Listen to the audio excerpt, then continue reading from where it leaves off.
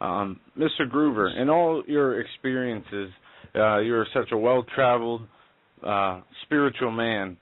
If one story, one miracle, one epiphany, one event, changed your perspective for life or changed you the most, what would that one thing be? 9 years old, bronchoasthma. My dad was sitting out in the yard. There was a barley field there in Arizona next to us.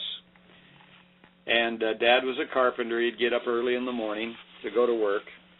My brothers and my sisters were out raking with their fingers behind where the combine had left the windrow of straw, and they'd made a big pile of straw, and they were playing in it and throwing it all over in that field. And Dad said, "Now, son, I'm going to go in and go to bed.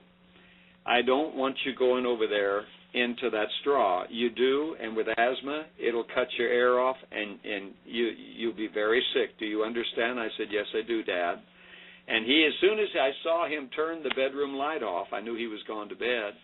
You know what I did? Took off on a dead run for that pile of straw. My brothers, my sister said, my 5 brothers and my 1 sister said, "Henry, get back out of here. You're not supposed to have that. You know Dad doesn't want you here." I said, "No, I'm all right. Look." And I'm throwing straw around. The next thing I know, I wake up in the living room, and it looks like giants are standing all around me. Well, Dad had called the brothers of the church to come and pray. I had passed out. My brothers had carried me home, and I was out of it. I don't remember that. I just remember kind of a glow, a golden glow swirling above my head. That's all I could see. When all of a sudden that went away, and I felt like air just was blown into my lungs, and then I exhaled it. And you can't do that with asthma like I did. I had no asthma. And I look up, and I thought these were giants standing around me. They were my dad and the men of the church all standing. I was laying flat on the floor. God totally healed me of asthma that night. That, in a personal experience, convinced me of God's healing power at 9 years old. I played all the sports, basketball, I played football and track in school, and did very well in all of them. And so it began a work. The other thing that influenced my life and changed my life forever was hearing my mother pray. You know the old song, "If I Could Hear My Mother Pray Again"? You ever hear that? Yes. I don't think my son has, but I have, yes. Oh, boy, that is the song that is the testimony of my life. My mother was called to be a missionary in China. Never got to go because she married Dad. She was a school teacher, and her and Dad got married, and then she wanted to go to China before she started having children, and Dad said, "No, you've married me, and until God speaks to me, you're not going." She continued to cry out to God and to weep. And I learned how to pray hearing my mother. She would never get off her knees until my 5 brothers came in. Dad did not limit my older brothers how late they'd be out at night, but my mother did, in the sense that she'd stay at the couch in the living room there on her knees until every one of my brothers were in. I heard her praying. I knew that she knew what they were doing by the way she was praying. And at 13, God gave me my first vision of my third from the oldest brother having an accident with his panel truck, his 39 panel truck. And boy, that was his idol. And he was messing around drinking with his buddies and all. And the Lord said, "If you don't, showed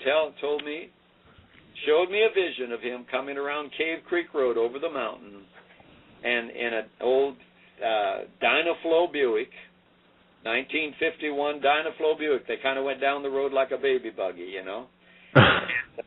Black and white, and it was swerving all over the road, knocking cars off the road. And I saw him pull off right at the edge of a drop-off, and thinking he was far enough off the road in the vision, and she comes swinging by and wham, hit that panel truck. It bounced over, and it was teetering, about to go off the drop-off. He jumped out on the running board, leaning out from the door, counterbalancing it so it didn't go over, crying out, "Oh, God, don't destroy my panel truck." and I'll serve you all my life. And I saw that vision. I waited till he came in, and Mother went to bed, and I crawled across the hallway to his bedside and gave him that vision. He said, all right, little brother, preacher brother, you've delivered your soul. Go to sleep. I'm tired. I want to go to sleep. I didn't know it, but a couple nights later he was with his buddies again, making fun of me and laughing at me. He came out Cave Creek Road that night, and guess what came down the road? A 19 black and white Dynaflow Buick, four-door, and it had sideswiped 9 cars before it got him. He pulled off, not paying attention to where he pulled off, and she hit him, and teetering goes his panel truck, and he's leaning out on the door and on the running board, and he remembers my vision, and he's crying out, repenting, and saying, oh, God, if you save my panel truck, I'll serve you. So Wow. you see, I had a vision at 13. I got healed at 9. I got filled with the Spirit at 17, and I started walking and praying at 18. That was in January 1961 that I started walking and praying. So I'm in my 51st year now. Will be the 52nd come January 2013. Well, That's incredible. praise God that those experiences happened for you. Otherwise, who knows where you'd be